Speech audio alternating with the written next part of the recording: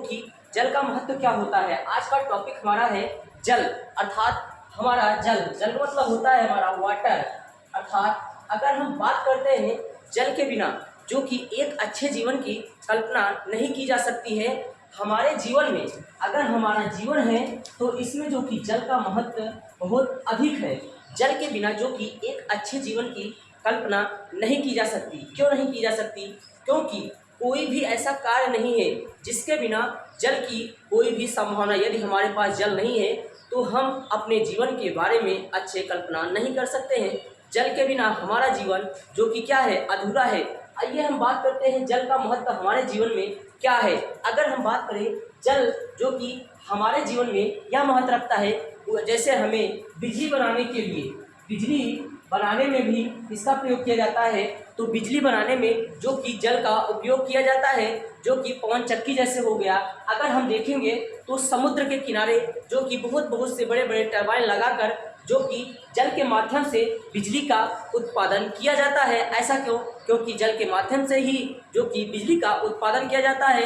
अगर हम बात करें वर्तमान समय में हमारे जीवन में जो कि अगर हम बात करें हमारे संसार अर्थात पृथ्वी पर जो कि अगर हम बात करें, अगर हमारे पास 100% अगर जमीन है तो अगर हम साथियों उस पर बात करें, अगर हमारे पास 100% बच्चों अगर जमीन है उस पर हम बात करें तो 71%, कितना, 71% जो कि जल है। इसी में हम बात करें तो हमारे पृथ्वी पर जो कि 2.5% ही क्या है बच्चों, क्योंकि 2.5% ही हमारे जो कि पृथ्वी पर जल जो कि स्वच्छ जल के रूप में यहाँ उपस्थित है। साथियों अगर हम बात करें बच्चों, यहाँ जो कि 2 से 5% जो कि शुद्ध जल ही हमारे पृथ्वी पर है। अगर हम बात करें तो 97.5% जल जो कि हमारा क्या है, खारा पानी है। अगर हम बात करें 97% पॉइंट जो जल है वह अधिकतर कहाँ पाया जाता है,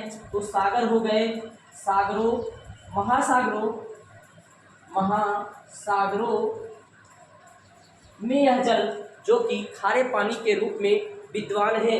अगर हम साथियों बात करते हैं तो जो कि 2.5% ही जो जल जो कि हमारा कैसा है, स्वच्छ है। अगर हम बात करें इसमें भी जो कि कुछ ही प्रतिशत 0.95 कुछ परसेंट ही जो कि हमारी पृथ्वी पर मौजूद है पीने लायक पानी। अगर हम बात करें वह पानी कहाँ पर है, जो कुआं हो गया, नल हो गया, तालाबों में जो कि वह स्वच्छ पानी जो कि उपलब्ध है। अगर हम बात करें जो कि 50 से 60% जल जो कि ग्लेशियर के रूप में अर्थात बर्फ के छट्टू के रूप में वह जो कि विद्यमान है।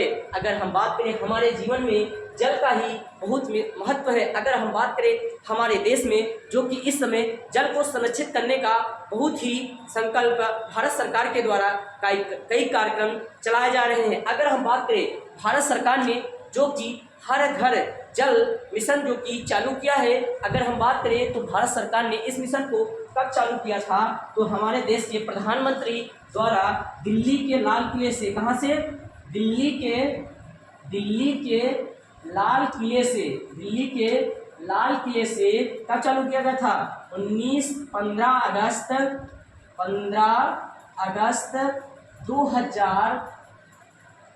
अगस्त 2019 को जो कि हर घर जल मिशन के तहत कनेक्शन देने की बात की गई थी। और उनका संकल्प यही था कि हमारे भारत के जितने भी राज्य हैं या प्रदेश है, हर घर है, उनको जो कि स्वच्छ पानी उपलब्ध कराना है। यह हमारे देश के प्रधानमंत्री का संकल्प था। अगर हम साथियों बात करते हैं इसमें जो कि दिल्ली के लाल किले से 15 अगस्त 2019 से जो कि बच्चों इसे जो कि लागू किया गया था। इसका मुख्य उद्देश्य था 2024 तक, कितना, 2024 तक भारत के हर घर को जो कि स्वच्छ जल उपलब्ध कराना हमें जो कि यह हमारे देश का संकल्प था। अगर हम बात करें बच्चों इस समय जो कि हमारा देश जो कि कई जगह पर ऐसे राज्य हैं जहां पर पानी की उपलब्धता की कमी आ रही है और हमें जल का संरक्षण कैसे करना चाहिए। तो जल का संरक्षण करने के लिए बारिश के पानी को गड्ढे में क्या करना चाहिए, उसको संरक्षित करना चाहिए और जितना आवश्यकता हो बच्चों उतने ही पानी खर्च करें, नहीं तो आने वाले समय में जो कि पानी की किल्लतें बहुत ही ज़्यादातर देखने को मिलेगी। अगर हमारे पास जल नहीं होगा तो हम जल के बिना एक अच्छे जीवन की कल्पना नहीं कर सकते हैं। अगर अगर जल ही नहीं है तो हमारा जीवन भी नहीं है। इसलिए जल के महत्व को समझना चाहिए और जल के बिना हम कोई भी कार्य नहीं कर सकते। कोई भी XYZ काम हो, हम कोई भी कार्य बिना पानी के नहीं कर सकते। अगर हम बात करें SDG अर्थात सस्टेनेबल डेवलपमेंट गोल, जो कि इसमें 17 लक्ष्य टारगेट किए गए हैं। इसमें अगर हम बात करें, इसमें पहला लक्ष्य जो कि इसमें स्वच्छ जल उपलब्ध कराना, स्वच्छ जल उपलब्ध कराना अर्थात इसका पहला टारगेट ही क्या है, स्वच्छ जल उपलब्ध कराएंगे। यदि हम स्वच्छ जल उपलब्ध होगा हमारे पास तो हमारे पास बीमारियां नहीं होंगी, और यदि हम प्रदूषित जल पीते हैं तो हमारे पास कई प्रकार के बीमारियां हो सकते हैं, जैसे हैजा और पोलियो जैसे कई प्रकार के हमारे पास जो कि बीमारियां उपलब्ध होगी, जो कि कई प्रकार की बीमारियां उत्पन्न हो सकती है।